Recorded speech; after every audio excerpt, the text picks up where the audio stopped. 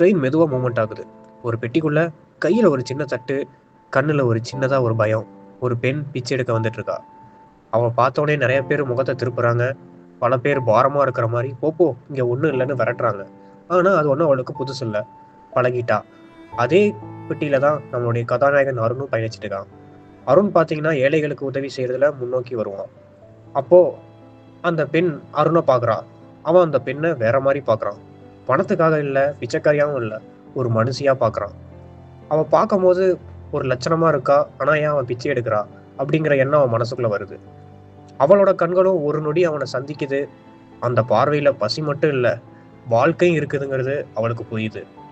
அவன் அவளை பார்த்துட்டு சில்லறை கொடுக்குறான். ஆனா அதை விட ஒரு சிரிப்பையும் சேர்த்து கொடுக்குறான்.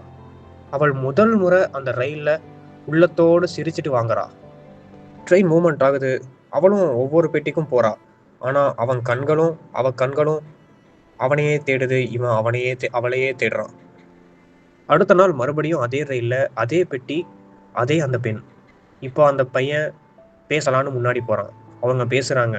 சின்ன வார்த்தைகள் தான், ஆனா ஆழமான அர்த்தங்கள். அவங்களுக்குள்ள பேச பேசதான் ரெண்டு பேத்துக்கும் மனசு ரொம்ப ஒத்து போகுது. நாட்கள் போகுது.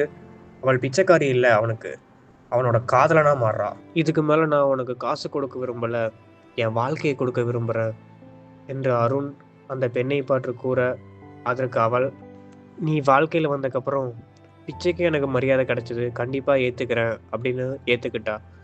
ஸோ அவங்க ரெண்டு பேரும் மனம் விரும்பி கல்யாணம் பண்ணி வீட்டு சம்மதத்தோட கடைசியாக கல்யாணம் பண்ணி சந்தோஷமாக இருந்தாங்க.